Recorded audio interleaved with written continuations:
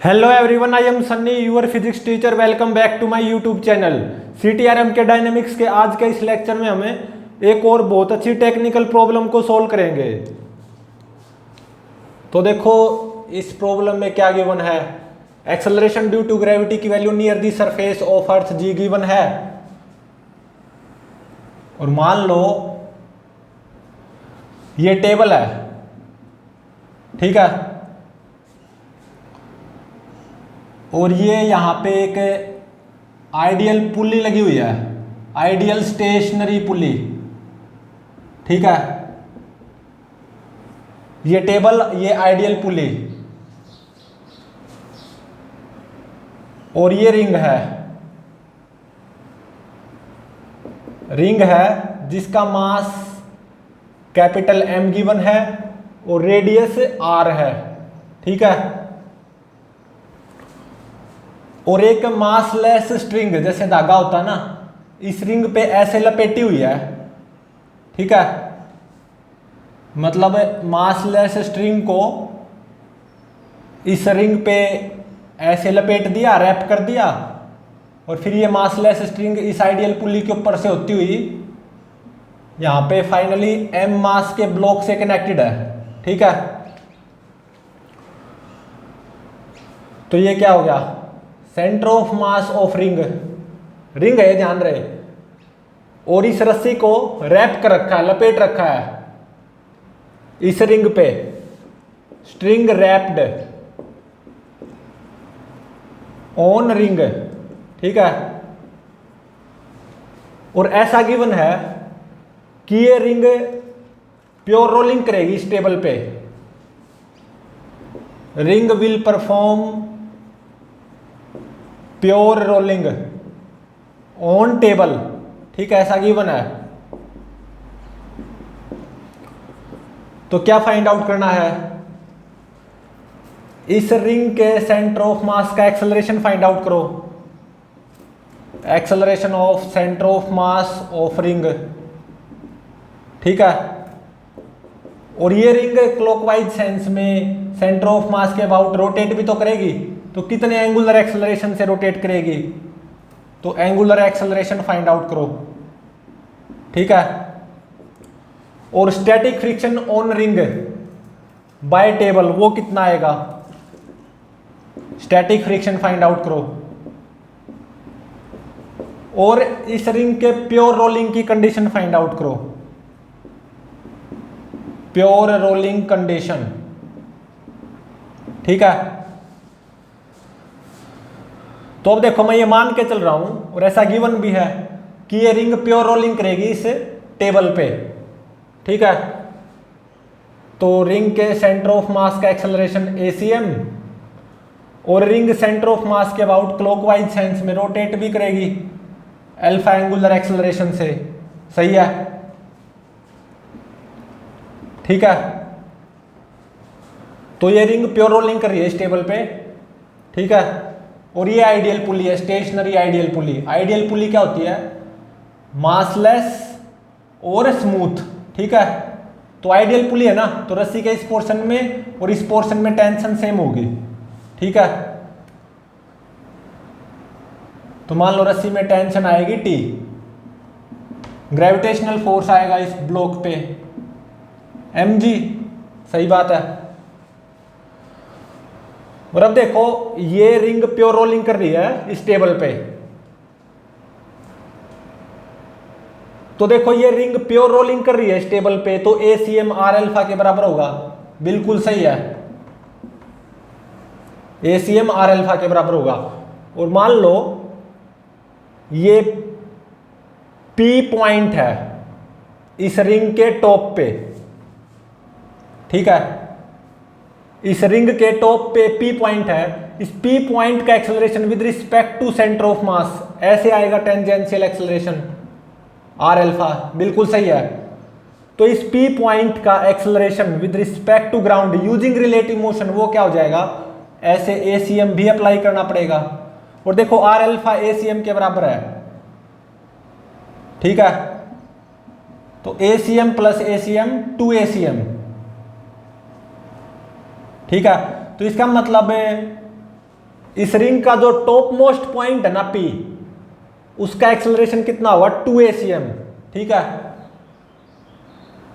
और मान लो ये P डैश पॉइंट है इस रस्सी पे, और P और P डैश पॉइंट कॉन्टैक्ट में है, ठीक है। और ऐसा गिवन है ये रस्सी इस रिंग पे नहीं फिसल रही, तो इसका मतलब जो ये रस्सी पे P डैश पॉइंट है उसका एक्सेलरेशन P पॉइंट के बराबर होगा, तो P डैश पॉइंट का एक्सेलरेशन भी कितना होगा 2acm। मतलब रस्सी के ऊपर जितने पॉइंट्स हैं उन सभी पॉइंट्स का एक्सेलरेशन क्या होगा 2acm। तो इस ब्लॉक का एक्सेलरेशन कितना आ गया 2acm, ठीक है। और अब देखो R0 की वैल्यू निकालो। प्रीवियस लेक्चर में बिल्कुल स्टार्टिंग में निकाली थी R0 की वैल्यू। वो क्या होती है ICM डिवाइडेड बाय MR, ठीक है। तो फॉर रिंग के लिए R0 की वैल्यू क्या आएगी, रिंग का moment of inertia about centre of मास वो क्या हो जाएगा mr² डिवाइडेड बाय mr। ये कितनी आ गई R के बराबर आ गया। तो रिंग के लिए R0 की वैल्यू आ गई कैपिटल R के बराबर, ठीक है। और यहां पे देखो ये जो रस्सी में टेंशन आई है T, यही तो एक्सटर्नल ओरिजेंटल फोर्स का काम कर रही है। तो यहां पे स्मॉल r किसके बराबर है इस प्रेजेंट न्यूमेरिकल में कैपिटल R के बराबर, और R0 की वैल्यू भी कैपिटल R आई है रिंग के लिए, ठीक है। तो इसका मतलब small r which is equal to capital R equals to R0, small r is equal to R0। तो इसका मतलब यहां पे कोई स्टैटिक फ्रिक्शन नहीं आएगा, 0 न्यूटन स्टैटिक फ्रिक्शन आएगा, कोई फ्रिक्शन फोर्स नहीं आएगा टेबल के द्वारा।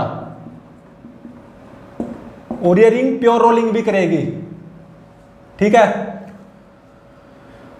स्मॉल r कैपिटल R के बराबर और R0 भी कैपिटल R के बराबर, तो स्मॉल r R0 के बराबर आ गई ना। तो यहां पे कोई फ्रिक्शन फोर्स नहीं आएगा, एक तरह से ऐसा मान लो 0 न्यूटन स्टैटिक फ्रिक्शन आएगा या कोई फ्रिक्शन फोर्स नहीं आएगा। और ये रिंग प्योर रोलिंग भी करेगी इस टेबल पे, ठीक है।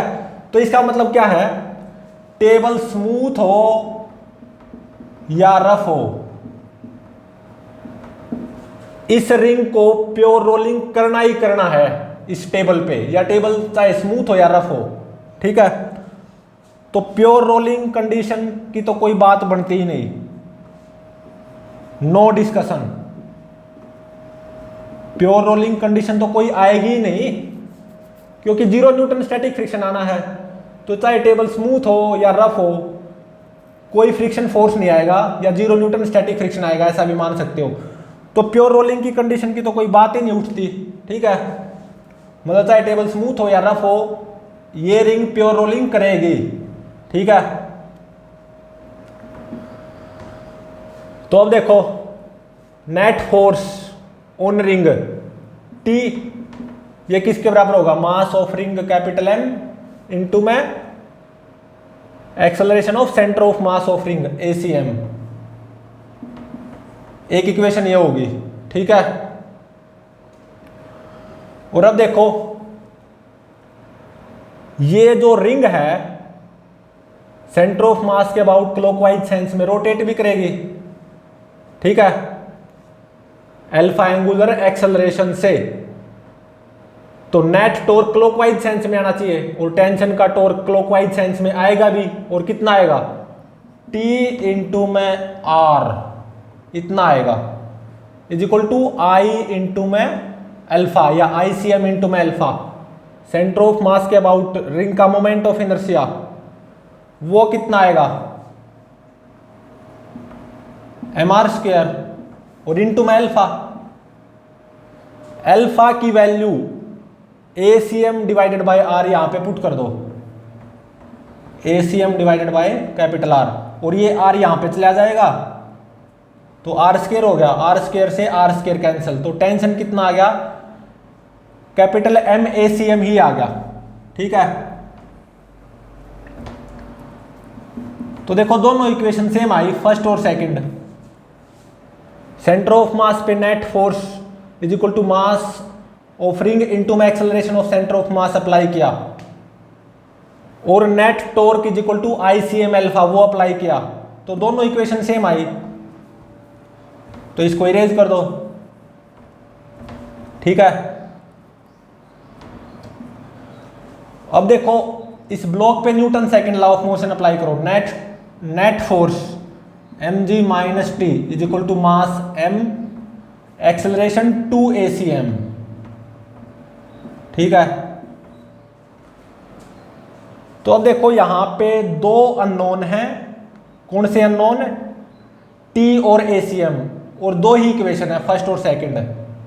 तो इन दोनों इक्वेशंस को सोल्व कर सकते हो। दोनों इक्वेशन को ऐड कर दो, t माइनस टी 0, तो लेफ्ट साइड में आ जाएगा mg, राइट साइड में क्या आएगा? Capital M ACM plus 2 small m ACM। तो ACM को कॉमन ले लो, capital M plus 2 small m,